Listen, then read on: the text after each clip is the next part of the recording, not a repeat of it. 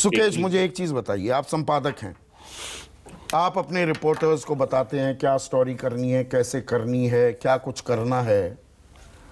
Reporter गलत जानकारी के आधार पर रिपोर्ट फाइल कर देता है, अदालत में मुकदमा चल जाता है। क्या बतौर संपादक आपको भी नहीं बुलाया जाएगा, और बुलाया जाता है कि नहीं? यही एक सामान्य प्रक्रिया है कि नहीं? नहीं, बुलाया जाएगा और बुलाया जाता है। बुलाया जाता है। जब आप रिपोर्टर थे, आपके संपादक भी आपके साथ खड़े होते थे। आज संपादक हैं तो आप अपने रिपोर्टर के साथ खड़े होंगे वहां कटघरे में। ये ओनस ज्यादा संपादक पे होता है। आपके रिपोर्टर्स ने, आपके संवाददाता ने कोई कहानी की, उसको एडिट करने का, आप एडिटर हैं, उसको एडिट करने की जिम्मेदारी आप पे है, तो आप पे ओनस ज्यादा बनता है। यशोवर्धन जी ने जो बात कही, मैंने पहले दिन सवाल उठाया था और मैंने 5 अधिकारियों का नाम बताया था जो लोग इस एसआईटी में शामिल किए गए हैं। उसमें 2 आईएएस ऑफिसर हैं, एक आईपीएस ऑफिसर हैं, एक अहमदाबाद डिजाइनिंग आर्किटेक्चर डिजाइनिंग का कोई इंस्टीट्यूट है, उसके प्रोफेसर हैं। मतलब वो गुजरात से ही संबंधित हैं। कोई ऐसा इंडिपेंडेंस उसमें नहीं झलकता है। निष्पक्षता पर सवाल उठेंगे ना सीधे सीधे। बिल्कुल। तो वो आप पे एक बड़ा सवाल खड़ा करता है। दूसरा, मैं पहले दिन से कह रहा हूं कि ये जयसुख पटेल जो हैं, उनको पूछताछ के लिए क्या नहीं बुलाया जाना चाहिए अभी तक? वो कहां है?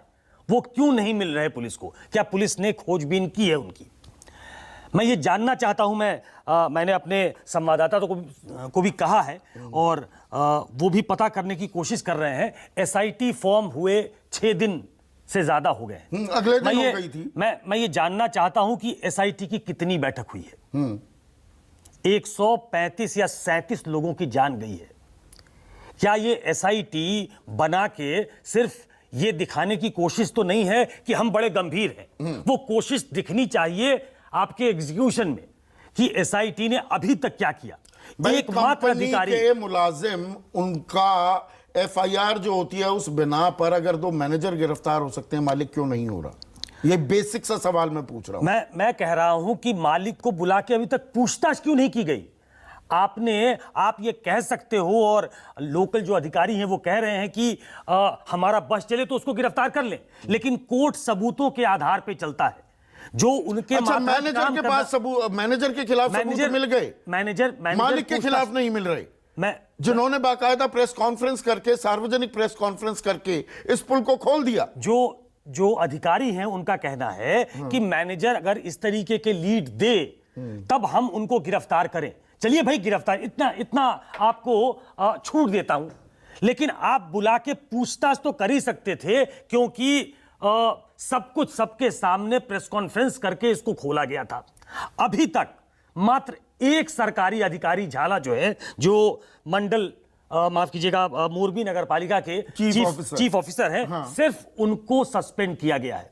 किसी भी सरकारी अधिकारी पे कोई कार्रवाई नहीं हुई है। वो किसको रिपोर्ट करता है? वो डीएम को रिपोर्ट करता है। सस्पेंशन भी क्या होता है? पेंडिंग इंक्वायरी होती है कि यू आर सस्पेंडेड। मैं कार्रवाई की बात कर रहा हूं। हाँ। पहले दिन आप उनको फांसी पे लटका दे, ऐसा नहीं है, लेकिन जो न्याय होते हुए दिखना चाहिए वो ये कि कई अधिकारियों की गर्दन लपेटे में आनी चाहिए थी, वो नहीं दिखता। मैं एक छोटा सा एग्जांपल देता हूं आपको। लखनऊ में, और सबको मालूम होगा, यशोवर्धन जी बहुत ट्रैक करते हैं, उनको भी मालूम होगा, लखनऊ में एक होटल है, लेवाना होटल, उसमें आग लग गई, 4 लोग मर गए, बहुत मुश्किल से सारे लोग बाहर निकाले गए,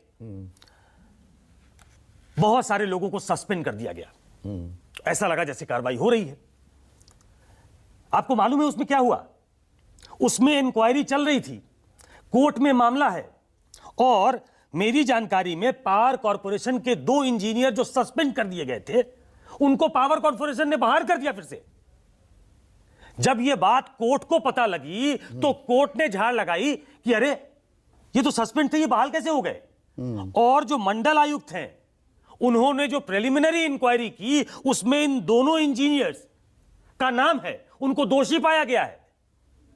इस देश में जांच ऐसे होती है कि आदमी मर गया, कोई व्यक्ति पैसा देके उस अच्छे होटल में रहने गया था, उसने अपनी जान गंवा दी, जांच शुरू हुई, जांच में इंजीनियर को सस्पेंड किया गया, उस इंजीनियर को पावर कॉर्पोरेशन ने बहाल कर दिया, जिस इंजीनियर को मंडल आयुक्त दोषी पा रहा है, और कोर्ट के इंटरवेंशन के बाद, कोर्ट के इंटरवीन करने के बाद अब दोनों फिर से सस्पेंड किए गए।